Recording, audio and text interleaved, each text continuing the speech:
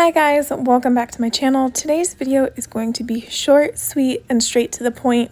I'm going to be showing you guys how I did this mani that was inspired by this photo on the right that I found on Pinterest. So I went ahead and I did 4 of my nails, so I'm going to do my 5th nail, my thumb, on camera for you guys, and here are the colors that I'm using today. The cream color is Calaca, and the beautiful glitter is Purring Poinsettia by Bad Kitty Dips.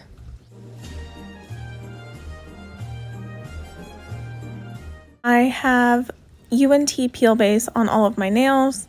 So the first thing that I do is I dip my nails twice in Calaca, which is the cream color, just so I can build up the background base color.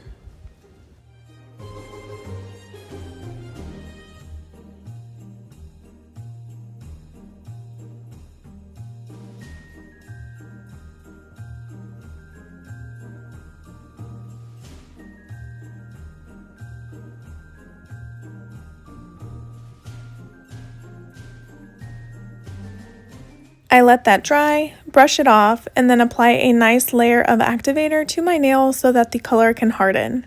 When that's hardened, I file, shape, and buff my entire nail, and then I move on to sprinkling the glitter to my nail. You do not have to pour it in a cupcake liner like I am doing here, but I do this because I know when I do glitter ombres, the glitter kind of gets everywhere, and the 1/4 ounce jar is so small that my glitter is going to get all over the place instead of inside the jar.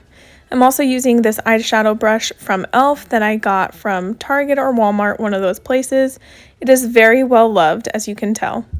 Then I'm going to apply a nice thickish layer of base to 3/4 of my nail, dunk the brush in the glitter, and then point my finger downwards, and then focus the glitter, sprinkling and tapping on the cuticle area.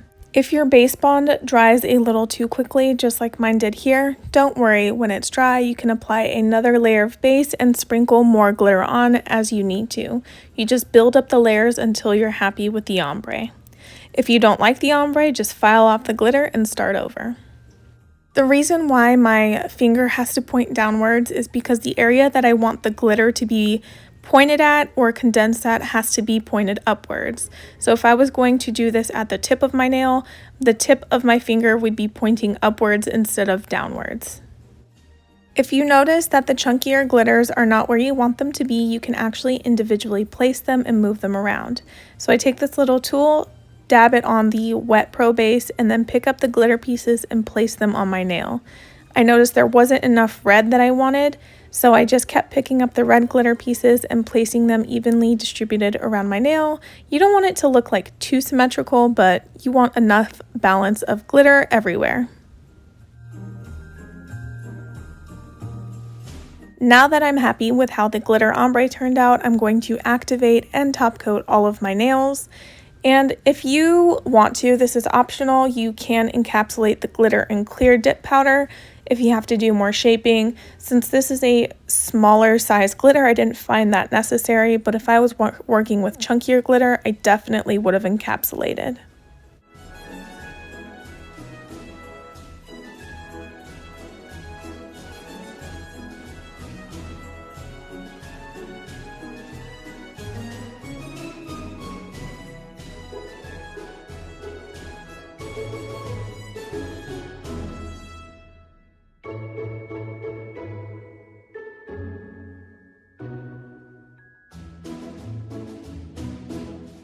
My top coat is all done and dry. I'm really happy with how this turned out, and I really love how it looks with my brand new shape as well.